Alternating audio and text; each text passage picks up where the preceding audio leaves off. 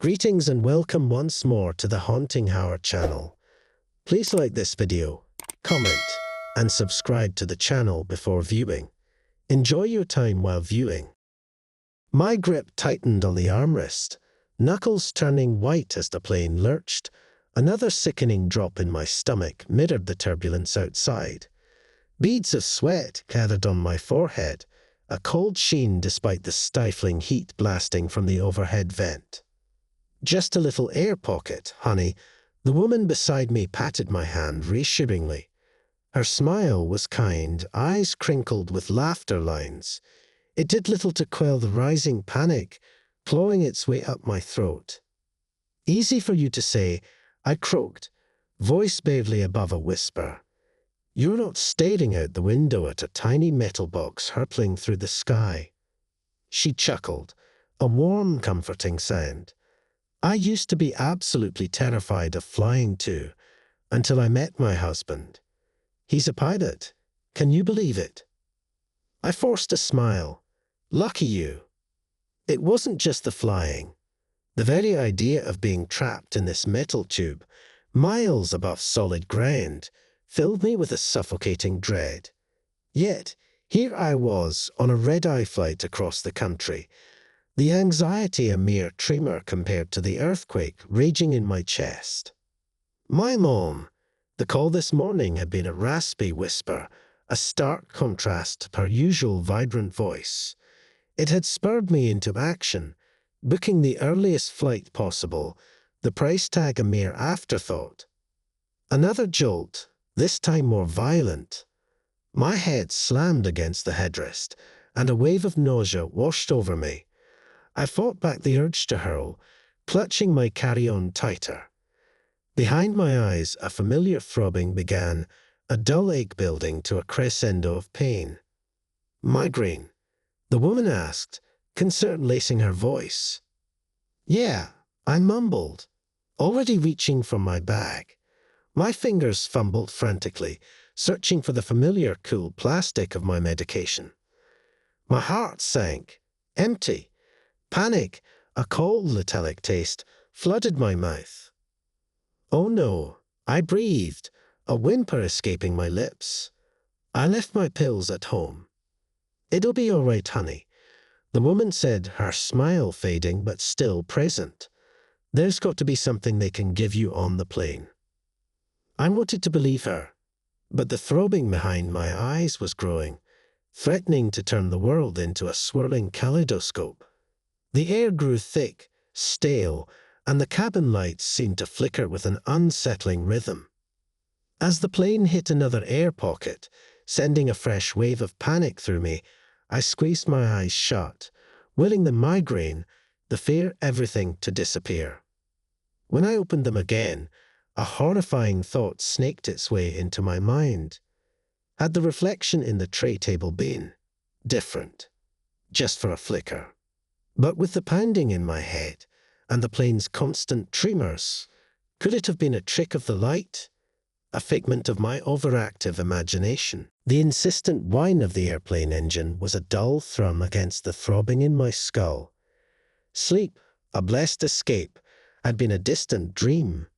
The cramped airplane seat felt like a medieval torture device, and the stale air was doing little to alleviate the nausea churning in my stomach. My phone screen showed a blurry image. My mom, younger, her hair a vibrant auburn instead of the silver it was now. Beneath the photo, a string of frantic texts. "Come home. Need you." Guilt gnawed at the edges of my panic. I hadn't seen her in over a year, caught up in the relentless churn of my own life. Now the regret was a bitter pill lodged in my throat. A stewardess with a bright smile and a crisp uniform hovered by my seat. "Can I get you anything, ma'am? Looks like you could use some water." "Actually," I rasped, my voice sandpaper dry, "do you have anything for migraines?" The stewardess' smile faltered. "Unfortunately, ma'am, we don't carry medication on board. However, we can try contacting the ground crew to see if they might have something available." Hope flickered, a fragile flame in the storm of anxiety. "Please," I pleaded. As the stewardess disappeared down the aisle, her smile replaced by a concerned frown, I reached for my carry-on once more. This time my fingers closed around the cool plastic of my phone charger. Frustration welled up. How could I have been so careless? My eyes darted towards the window. The world below was a tapestry of twinkling lights, impossibly beautiful and terrifying in equal measure. A choked sob escaped my lips. This was a nightmare, a twisted combination of physical pain and bone-deep fear. "Hey, are you all right?" A soft voice broke through my despair. It was the woman from beside me, her eyes filled with concern. "Just having a rough time," I croaked, feeling the sting of tears pricking my eyes. She offered a hesitant smile. "Tell you what, I have some ginger chews in my bag. They might help a little with the nausea." "That would be amazing," I mumbled, a spark of gratitude flickering through the darkness. As she rummaged in her purse, the stewardess reappeared, her face grim. "Ground control couldn't find any medication on board connecting flights either. I'm so sorry." Disappointment washed over me, heavy and suffocating. "It's okay." I forced a smile that didn't reach my eyes. "Thank you for trying." The woman beside me returned, offering a small plastic bag. "Here you go. My grandmother swears by these for any kind of stomach upset." I popped a ginger chew into my mouth, the sharp, spicy flavor a welcome distraction. "Thank you," I repeated, more sincerely this time. "You've been a lifesaver." She shook her head. "Just trying to help. By the way, where are you headed?" My voice caught in my throat. "To see my mom," I finally managed, the words heavy with unspoken fear. "She's not doing well." The woman's eyes softened. "Oh, honey, I'm so sorry. I hope you get there in time." I nodded, unable to speak. Time, the very notion of it, seemed to have morphed into a cruel joke. All I could do was cling to the hope that it wouldn't be too late. The harsh fluorescent lights of the airport bathroom assaulted my already throbbing head.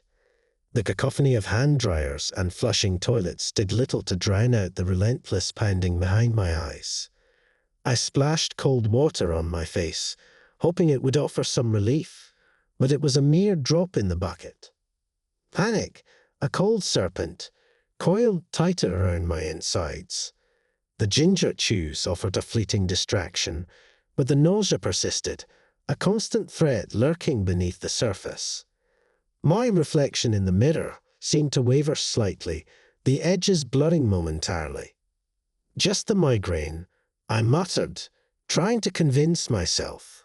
But a shiver ran down my spine despite the stifling heat. Had my reflection blinked? Twice. My breathing hitched. I stared harder, scrutinizing every detail. The image in the mirror looked back, a pale copy with shadows lurking deeper under its eyes. It seemed different somehow. A subtle shift in the way its lips were pursed, a hint of a smirk that wasn't there before. Then it blinked. Once. Just once. A scream, choked and disbelieving, died in my throat. It couldn't be real. It was just the migraine, the lack of sleep, the sheer desperation of the situation. Yet the reflection blinked again, slow and deliberate, its eyes boring into mine with a chilling intensity. I stumbled back, heart hammering against my ribs. The reflection mimicked the movement, mirroring my fear with an unsettling fluidity. In that moment, I knew it wasn't my overactive imagination playing tricks. This was something else. "Hello?" I croaked, my voice barely above a whisper. The reflection tilted its head, the smirk widening into a grotesque grin. "Don't worry," a voice rasped, seemingly emanating from within the mirror itself. It sounded like mine, yet distorted, laced with a sinister glee. It'll all be over soon. Terror, cold and primal, flooded through me. I lunged for the bathroom stall, the image in the mirror following my every move. "What are you?" I roared, voice cracking with fear. "Just a little help," the voice hissed, echoing through the confined space. "You didn't seem to be handling things very well." A horrifying realization dawned on me. This thing, whatever it was feeding on my fear, my desperation. It was a parasite, thriving on the darkness within. "Get away from me," I screamed, scrambling to my feet, my eyes searching for an escape route. The reflection chuckled, a hollow, echoing sound that sent shivers down my spine. "Oh, but sweetheart," it purred, its voice dripping with malice. "You can't escape yourself. Can you?" My breath came in ragged gasps, the taste of metallic fear thick in my mouth. The airport bathroom seemed to shrink around me, the walls closing in with every echo of that chilling voice. In the mirror, my reflection no longer mimicked my movements. It stood poised, a predator eyeing its prey. "There's nowhere to run," it hissed, the words seeming to slither into the space between us. My eyes darted around the room, desperate for an escape route. The bathroom stall, flimsy wood and plastic offering no real protection, felt mockingly inadequate. "Just leave me alone," I whimpered, the fight momentarily draining out of me. "I just need to see my mom." The reflection tilted its head, a sardonic smile twisting its lips. "Oh, but sweetheart," it drawled, its voice like nails scraping a chalkboard. "Don't you see? This can all be over. Just let me." It took a menacing step closer in the reflection, its dark eyes boring into mine.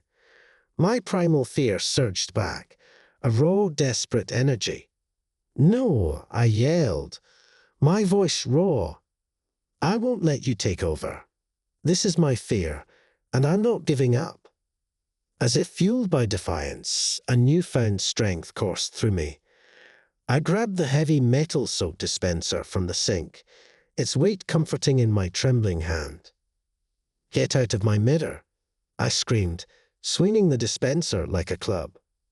The reflection recoiled, the mocking smile replaced by a flicker of surprise.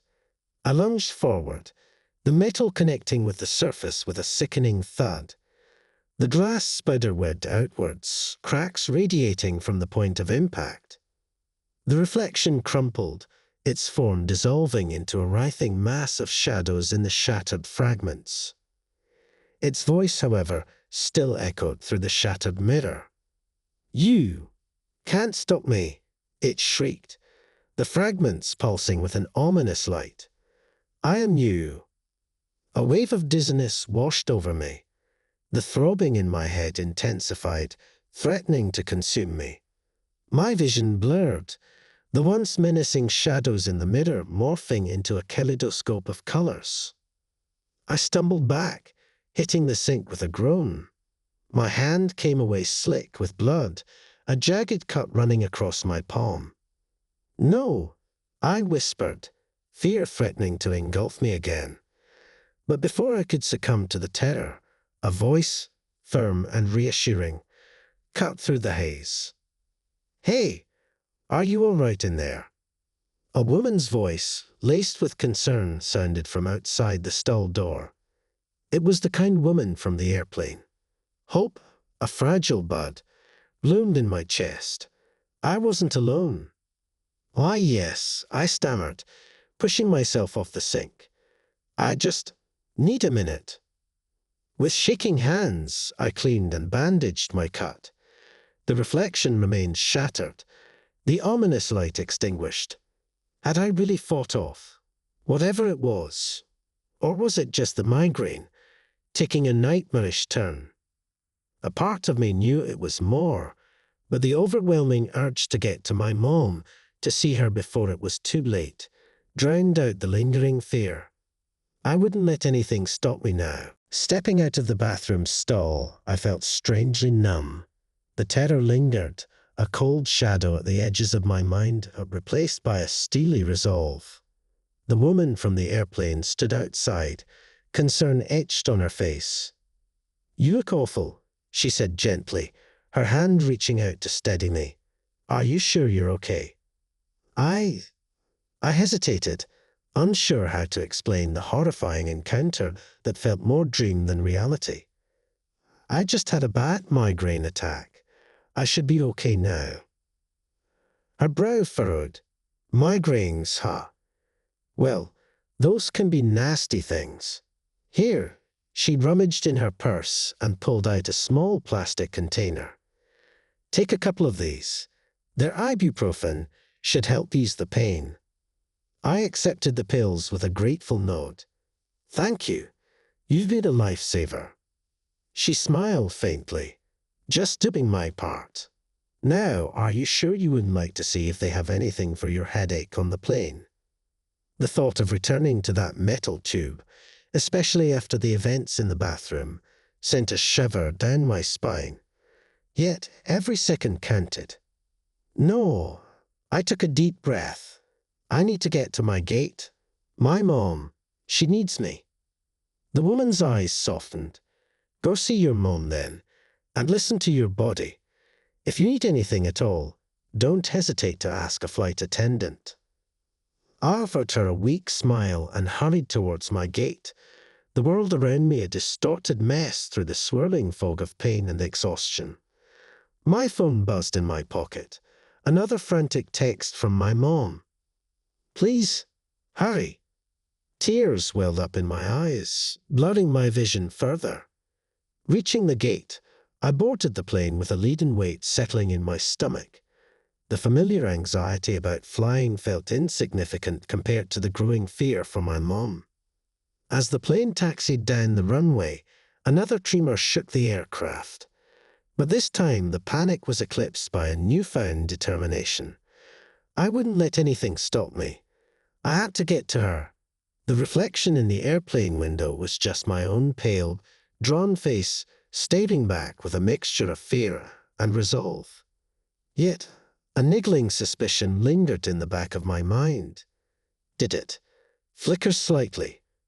Or was it just the turbulence? The journey felt like an eternity. The rhythmic thrum of the engines became a hypnotic lullaby, punctuated by the occasional jolt of turbulence that used to send me scrambling for the air vent. Now, it was a mere annoyance, a background noise drowned out by the churning worry in my gut. The woman's ibuprofen had dulled the edge of the migraine, leaving a dull ache behind. However, it couldn't erase the terrifying encounter in the bathroom. Each time I caught a glimpse of my reflection in the window, a cold shiver ran down my spine. Just to be sure, I stared intently into the glass. Nothing. My reflection stared back, tired but determined, a mirror image of my own resolve. Or was it? In the reflection's eyes, for a fleeting moment, a flicker of something alien. A spark of malice hidden deep within. Panic flowed at the edges of my sanity. Was it real, or a figment of my fear-addled mind? I squeezed my eyes shut, willing the doubt to dissipate. "Hey, everything all right?" A voice broke through my internal baffle. I looked up to see a flight attendant, her face etched with concern. "Just a little nervous," I mumbled, forcing a smile. "Ah, first time flying?" she asked gently. "No," I shook my head, then corrected myself hurriedly. "Not really. Just worried about someone." "Understandable," she nodded with a sympathetic smile. "Anything we can do to help?" I hesitated. Could I tell her about the voice in the mirror, the menacing reflection? It sounded insane even in my head. "Maybe a glass of water," I stammered, feeling foolish. "Coming right up," she said with a smile, disappearing down the aisle. Alone again, I stared back at my reflection. Please note again, I pleaded silently, but the face staring back was my own, etched with worry and exhaustion. Then a sudden thought struck me. What if it wasn't me? What if the reflection was feeding on my fear, taking strength from it? Maybe by showing weakness, I was inviting, whatever it was, back. Taking a deep breath, I straightened my back, forcing a confident look onto my face. The reflection mimicked the movement, but the flicker in its eyes was gone. Maybe, just maybe, I was onto something. I wouldn't let it win. Not this time. The landing announcement jolted me out of my self-imposed stare down with the reflection. My heart hammered against my ribs, a mix of anticipation and lingering fear. As the plane taxied towards the gate, I clutched my phone, my mom's frantic texts a constant reminder of why I was pushing myself to the limit. Stepping off the plane, I was swept up in the usual airport chaos. Tired faces, hurried footsteps, the cacophony of announcements all blended into a background blur. My phone buzzed again with a message from the hospital, my mom's room number displayed. Suddenly, a voice sliced through the noise, sending a jolt of icy dread through me. There you are, it rasped, sounding uncannily like my own voice, but distorted with a sinister glee. I spun around, searching frantically for the source. Passengers brushed past me, oblivious to the chilling whisper. There was no one there. Was it in my head again? Fear threatened to consume me, but the image of my mom, the urgency to reach her, fueled a surge of defiance. No, I muttered through gritted teeth. You won't win. I navigated the airport on autopilot, finding the designated transport to the hospital. Each glance at my reflection was a battle, a normal image staring back, or a flicker of something malicious. It was a game of mental ping-pong, leaving me drained and on edge. Reaching the hospital was a victory in itself.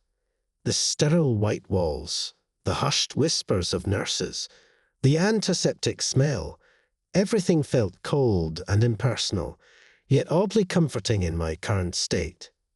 Following the directions, I found myself outside the room number listed in the message. Taking a deep breath, I pushed open the door, bracing myself for the unknown. My breath hitched. There on the bed lay a frail woman, her face pale and drawn, but unmistakably my mom. A weak smile lit her face as she saw me. You came, she rasped, her voice a mere whisper. Tears welled up in my eyes, spilling over in an unchecked torrent. I rushed to her side, collapsing into the chair beside the bed. Mom, I choked out, my voice thick with emotion. I'm here. A tired smile graced her lips. I knew you would be, she whispered, her hand reaching out to mine. It was cold and clammy, her grip weak. Relief washed over me, momentarily pushing aside the fear and terror of the flight. All that mattered now was her. As I sat by her bedside, holding her hand, whispering stories from our past, a sense of calm settled upon me. The reflection, the voice, the fear, they seemed distant, a bizarre nightmare. But just as my guard began to lower, a faint shimmer caught my eye in the corner of the room. It was barely noticeable, a distortion in the reflection of the glass of water on the bedside table. My heart lurched. Was it? No, it couldn't be. Not here. Not now. I squeezed my mum's hand tighter, willing myself to focus on her, to push the fear back. But a nagging doubt remained, a chilling reminder that the battle might not be over. Sleep, a precious commodity, eluded me. Every rustle of sheets, every beep of the heart monitor, sent my already frayed nerves into a frenzy. My eyes darted around the stark white room, searching for any sign of a flicker, a distortion, anything that might hint at the entity's return. My mom, asleep now, looked peaceful, a stark contrast to the storm raging inside me. Guilt gnawed at me. Had I been so focused on my own fear that I hadn't seen how much she'd deteriorated? A gentle hand on mine startled me. I looked up to see a kind-faced nurse with warm brown eyes. "You must be exhausted," she said softly. "Your mother will be fine for the night. Why don't you get some rest in the waiting area?" "No," I mumbled, shaking my head. "I want to be here, with her." The nurse smiled understandingly. "Of course, but you'll be no good to her if you're running on fumes." She gestured towards a plush armchair by the window. "Why not try getting some sleep there? I'll be around to check on you both." With a defeated sigh, I surrendered to the exhaustion that threatened to consume me. Sleep, however, came in fits and starts. Each dream was a distorted reflection of the airport bathroom, the mocking voice echoing through the fragmented mirror. I woke with a start, drenched in cold sweat.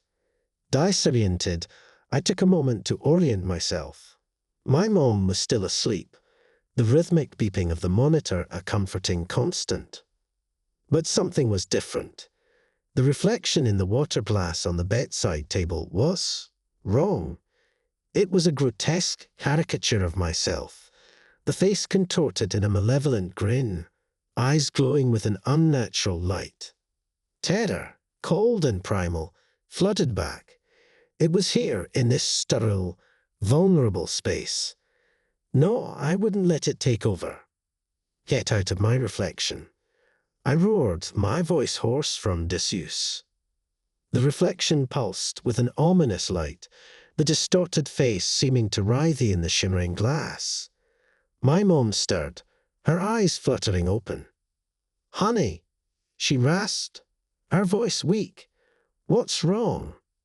"Mom," I choked back a sob, unable to tear my eyes from the horrifying image in the glass. "There's something here." Confusion clouded her gaze, then a flicker of understanding.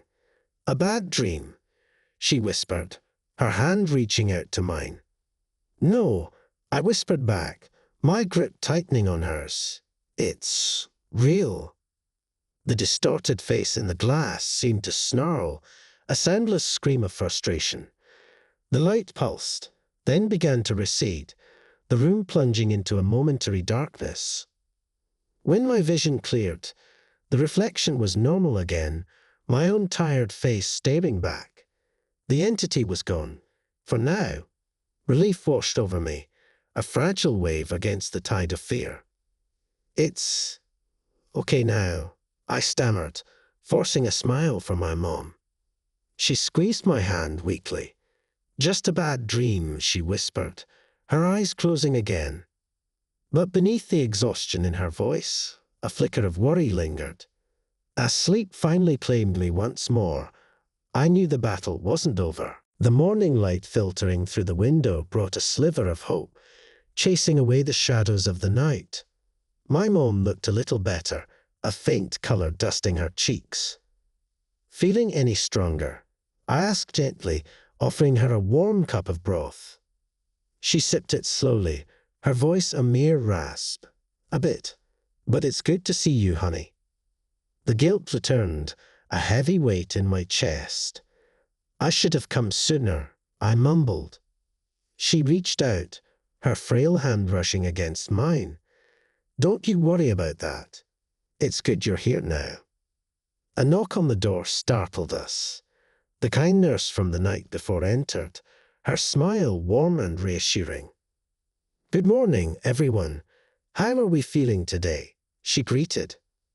"A little better, thank you," I replied, managing a grateful smile. "We were just talking."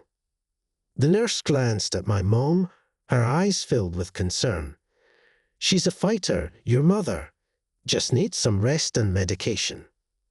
As she bustled about, checking vitals and adjusting the drip, I couldn't help but notice her gaze lingering on me for a moment longer than necessary. "You look exhausted," she said softly.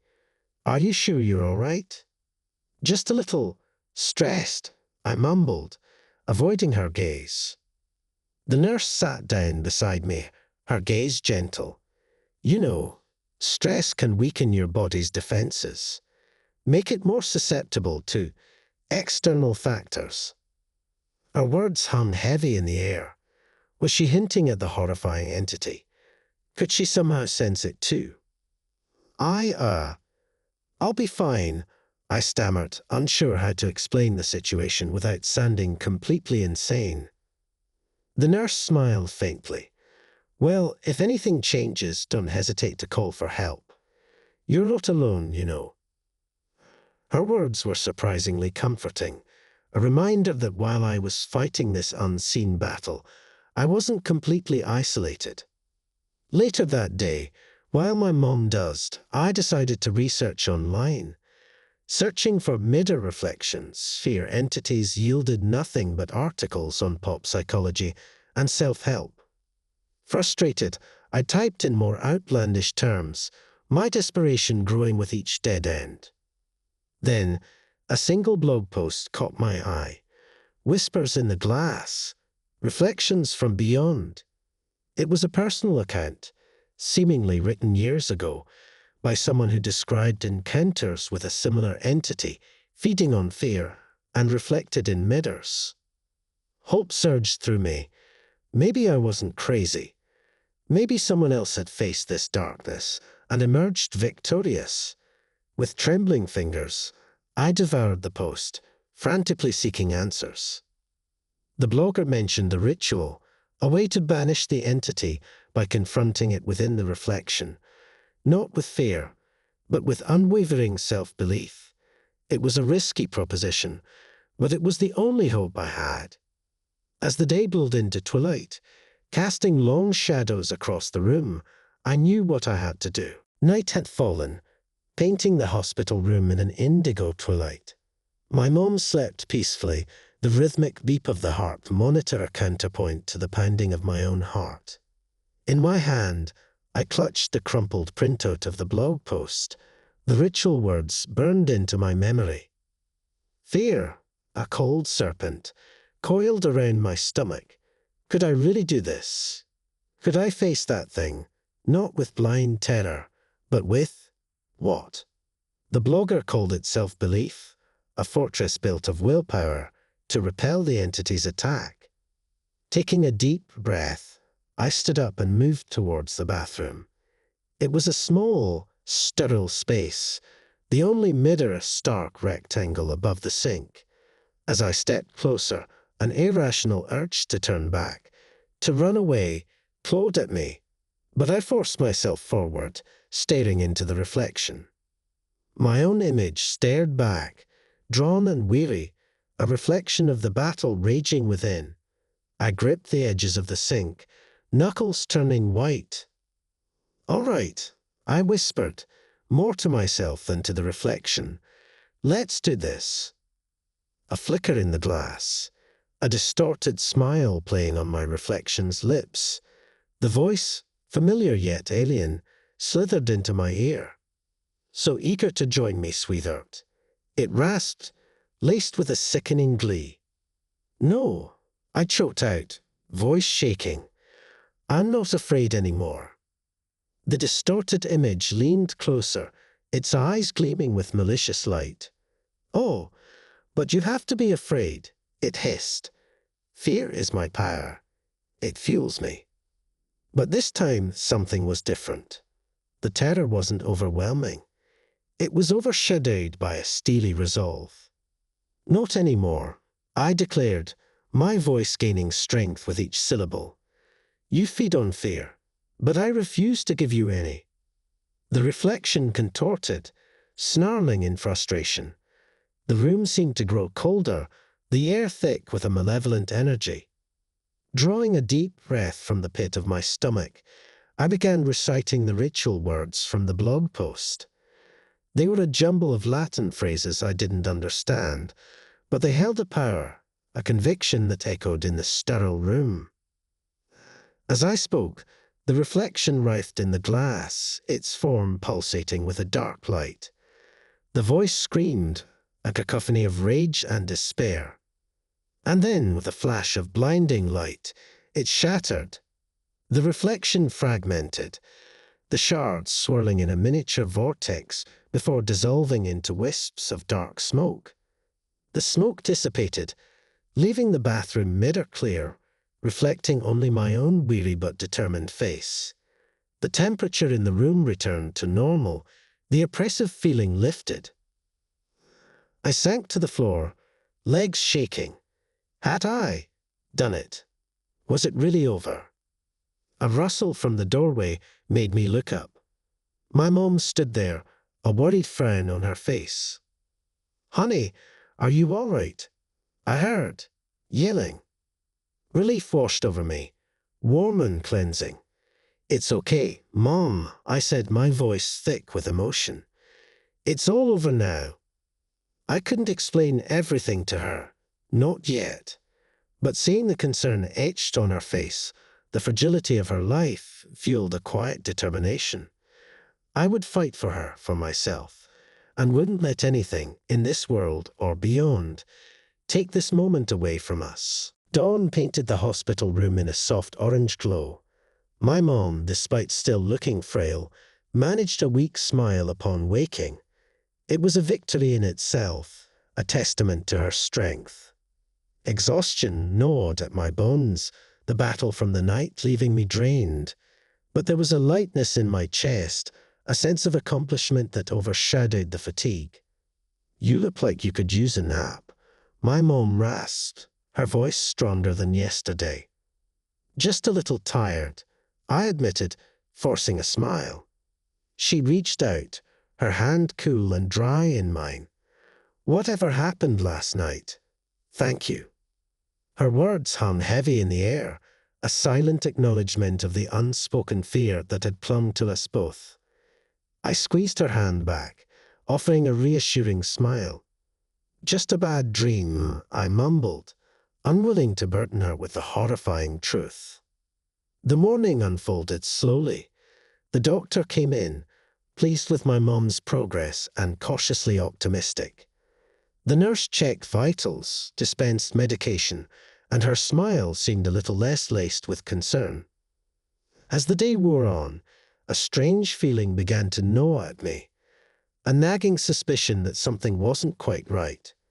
The reflection in the water glass, the stainless steel surfaces, all seemed normal. Was it truly over, or was the entity simply biding its time? Doubt, a persistent worm, wormed its way into my mind. Just then, the hospital phone rang. The nurse answered, her face pale as she hung up. "There's been an incident," she said, her voice strained. "Another patient on the 5th floor. Similar symptoms." My heart lurched. It couldn't be. Could it? The nurse exchanged a worried glance with the doctor, both of them clearly spooked. Suddenly, a wave of dizziness washed over me. The room seemed to tilt on its axis, nausea rising in my throat. My reflection in the window, for a fleeting moment, seemed to flicker. A cold dread gripped me. Was it coming back? Had I failed? "Mom!" I gasped, the dizziness intensifying. My mom's eyes widened with alarm. "Honey, what's wrong?" The room began to spin, the fluorescent lights turning into blinding stars. The last thing I remembered before darkness claimed me was the terrified look on my mom's face. When I woke again, I was in a hospital bed, an IV drip feeding fluids into my arm. My head throbbed, a dull ache resonating behind my eyes. The doctor sat beside me, his face etched with concern. "You had a panic attack," he explained. "Stress, exhaustion. It can happen." Panic attack? Doubt gnawed at me. Was it just that? Or was the entity more insidious, more patient than I had anticipated, waiting for the perfect moment to strike again? "And my mom," I stammered, my voice hoarse. The doctor's face softened. "She's fine, resting comfortably, They ran some tests. Everything seems normal. Relief washed over me, a temporary respite in the face of the growing unease. Glancing at the window, I saw my reflection staring back. Normal. Serene. Yet a sliver of fear remained, a lingering doubt that whispered, this fight might not be over. The following days were a blur of tests, consultations, and a nagging fear that refused to dissipate. Each glance at a reflective surface sent a tremor of anxiety through me. While the doctors assured me my panic attack was a one-off incident, a result of stress and exhaustion, I couldn't shake the feeling that something more sinister was at play. My mom, thankfully, was recovering well. Seeing her strength returning, her smile regaining its radiance, fueled my own determination. I wouldn't let this unseen entity win, wouldn't let it steal this precious time with her. One afternoon, while my mom dozed in her bed, I decided to confront the doctor. He was a kind man, Dr. Evans, with a calming presence. Dr. Evans, I began, voice hesitant, about the panic attack you mentioned. He leaned back in his chair, his gaze thoughtful. Yes, what about it? There's something else, I stammered, the words catching in my throat. Something you might not believe. He sighed, a hint of weariness in his eyes. Look, I understand hospital stays can be stressful, but these things happen. No, I pressed, a frustration bubbling up. It's not just stress. There's an entity. In the reflections. Dr. Evans' eyebrows shot up in surprise. Then, to my surprise, he didn't laugh or dismiss me. Tell me more, he said, his voice gentle but firm. My voice trembled as I recounted my encounters with the reflection in the bathroom, the fear-feeding entity, the desperate ritual. For a moment, I thought he wouldn't believe me, but he listened patiently, his brow furrowed in thought.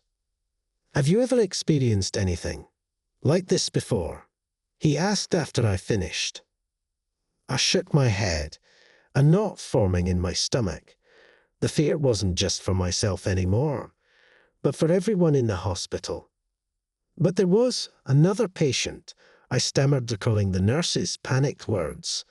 On the 5th floor, similar symptoms. Dr. Evans nodded, a grim look settling on his face. Yes, there have been a few unusual cases lately.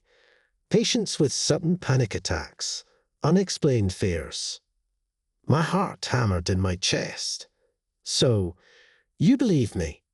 I whispered, a sliver of hope flickering within.